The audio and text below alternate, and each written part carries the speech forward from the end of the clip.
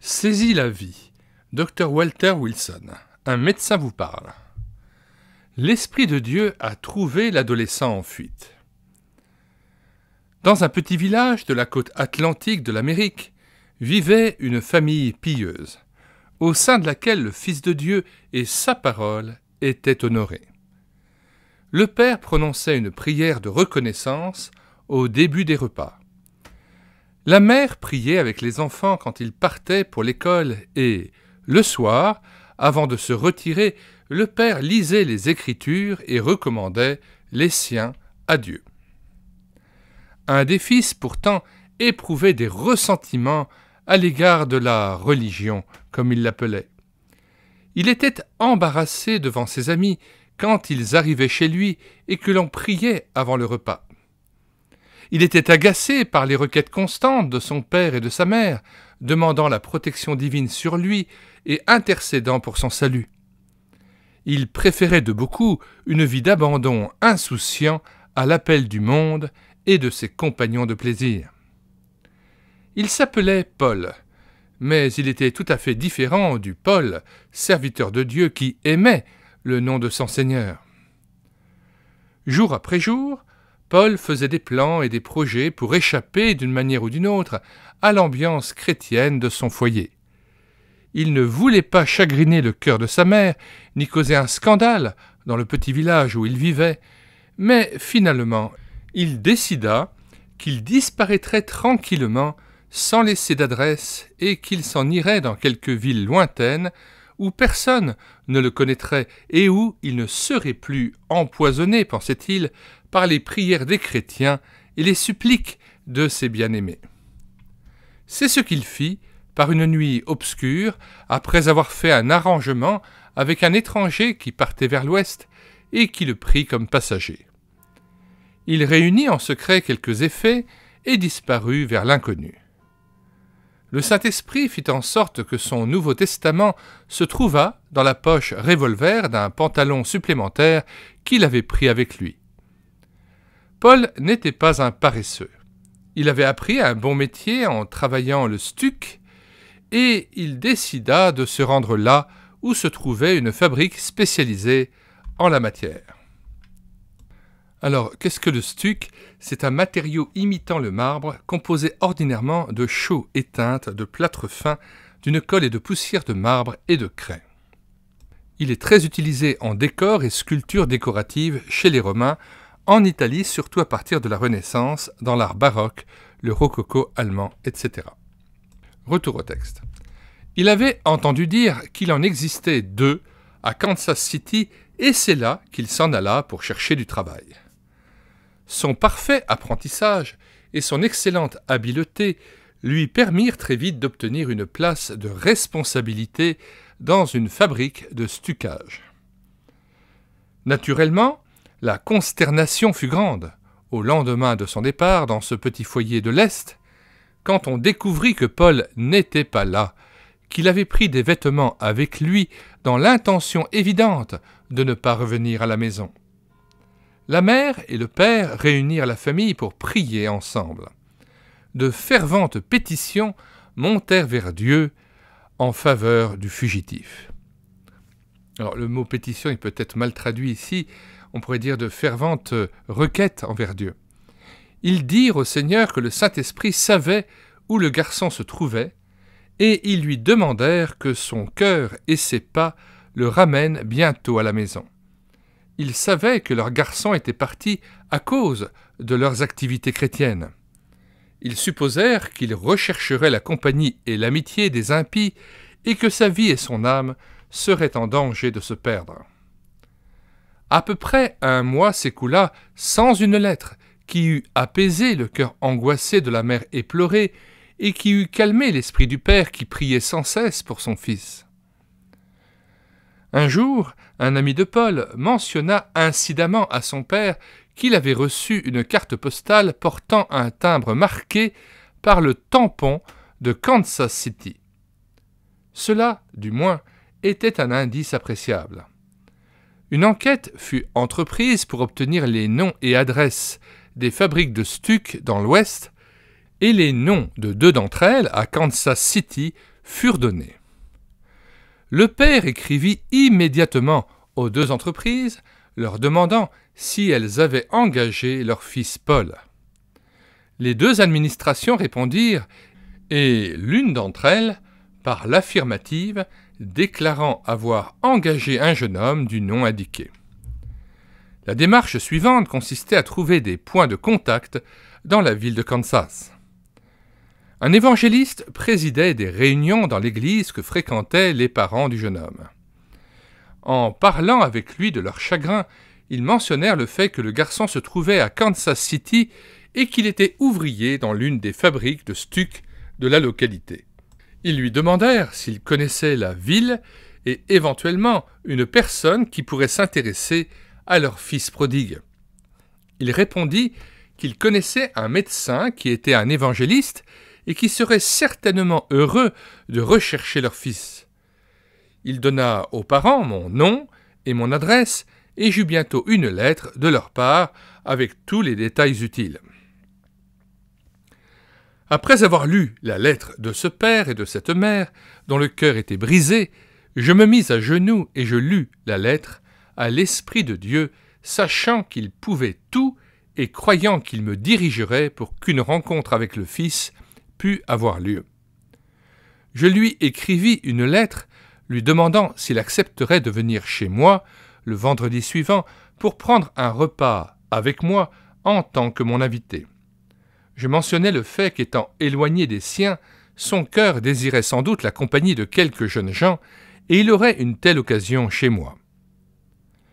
Il se trouva que ce vendredi soir, les jeunes de notre église avaient organisé une rencontre amicale au cours de laquelle ils chanteraient des cantiques et des refrains évangéliques. Ils organiseraient des jeux bibliques et écouteraient un message de la parole de Dieu. Dans ma lettre, je lui donnai mon numéro de téléphone et lui demandai de me faire savoir s'il acceptait mon invitation. La lettre fut envoyée lundi. Aucune réponse ne me parvint jusqu'au jeudi soir.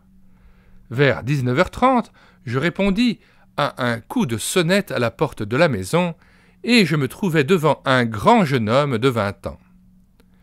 Je le saluai et lui demandai en quoi je pouvais lui être utile.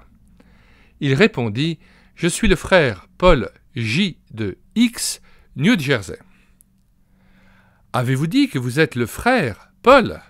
lui demandai-je. « Oui, répondit-il. »« Depuis quand êtes-vous devenu le frère Paul ?» lui dis-je très sérieusement.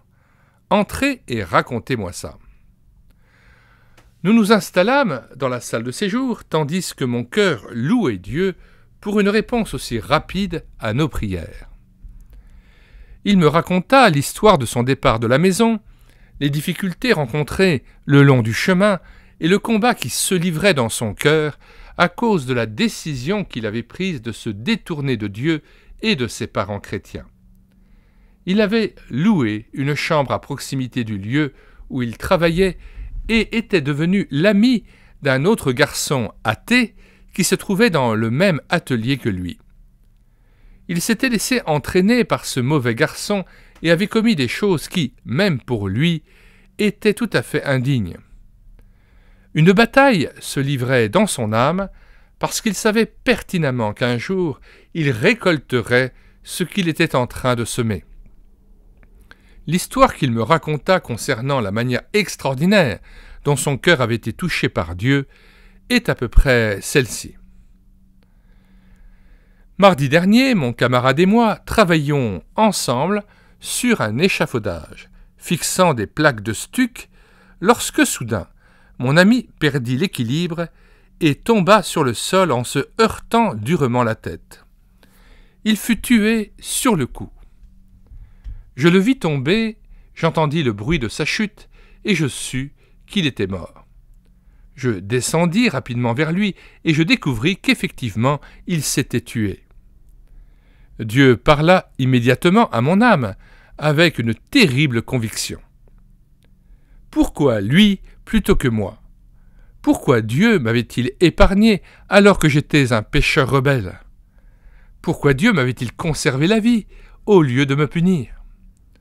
Toutes ces questions se pressèrent dans mon esprit avec une telle force que je me mis à trembler et ne pus poursuivre mon travail. Je savais qu'au loin, à la maison, père et mère priaient pour moi. Mon instructeur à l'école du dimanche priait pour moi. Mon pasteur priait pour moi. Était-il possible que ces prières m'eussent préservé de manière que la vie me soit conservée et qu'une nouvelle occasion d'être sauvé me soit donnée? Quand on eut enlevé le corps, je retournai dans ma chambre, misérable, malheureux et convaincu de mes erreurs. Je trouvai votre lettre qui était arrivée par le courrier du matin. Alors que je la lisais, je fus convaincu que Dieu vous avait placé sur mon chemin pour que vous me conduisiez au Sauveur. Je me demandais, naturellement, comment il se faisait que vous me connaissiez et qui vous avait dit où je me trouvais. Comment saviez-vous que je n'avais pas d'amis et que j'avais vraiment besoin de la compagnie de quelques jeunes? La conviction du péril face à l'éternité me fit oublier un instant votre invitation, et je cherchais dans mes affaires pour voir si je trouvais un testament. Ce soir-là, une lettre express de ma mère arriva, ayant été adressée à la fabrique pour laquelle je travaille. Dans cette lettre, ma mère me priait de ne pas chercher à échapper à Dieu, mais au contraire de recevoir le Seigneur Jésus et de lui permettre de satisfaire les aspirations de mon cœur. Elle avait glissé dans l'enveloppe un évangile de Jean et avait souligné quelques versets pour que je les lise. L'un de ces versets était dans Jean 3, verset 36. « Celui qui croit au Fils a la vie éternelle. Celui qui ne croit pas au Fils ne verra point la vie, mais la colère de Dieu demeure sur lui. » Ce verset servit à approfondir ma conviction et remua beaucoup mon âme. Je relus la lettre de ma mère ainsi que le verset cité et je m'agenouillai devant mon lit en disant à Jésus-Christ que je voulais croire en lui et l'accepter. Je ne voulais pas mourir et aller en enfer. J'étais misérable dans mes péchés et ma rébellion, et je savais au plus profond de moi-même que lui seul pouvait me donner la paix. Je le reçus avec joie et je télégraphiai immédiatement à ma mère que ses prières avaient été exaucées et que son fils égaré avait été retrouvé. Quel moment de joie nous avons passé dans mon bureau! J'avais demandé au Seigneur qu'il me permette de gagner pour lui ce garçon, mais il le fit merveilleusement par le moyen de sa mère. J'avais pensé au passage biblique dont je me servirais pour parler avec lui, mais le Saint-Esprit avait d'autres plans. Il répondit à ma prière quant au salut du jeune homme, et il me permit également de le rencontrer, mais il ne me concéda pas l'honneur de le conduire au Sauveur comme je l'avais espéré. Ce fut la prière de sa mère, l'évangile de Saint Jean et les versets cités par sa mère qui furent utilisés par l'Esprit de grâce pour accomplir l'œuvre dans le cœur du jeune homme. J'écrivis aux parents pour leur raconter toute l'histoire qui touchait à la vie de leur fils. Peu après, il fut reçu dans l'église et envoyé chez lui dans la joie. Nous avons ici comme une répétition de l'histoire de l'eunuque éthiopien. L'Esprit Saint sait où se trouve le cœur troublé. Il sait aussi où sont les âmes qui prient. Il contrôle la chaîne des événements. Il envoie le message qui convient au moment opportun. Apprenons de plus en plus à dépendre de sa merveilleuse aptitude à atteindre les cœurs et les vies de ceux qui nous sont chers. Fin de la lecture de ce chapitre intitulé « L'Esprit de Dieu a trouvé l'adolescent en fuite ».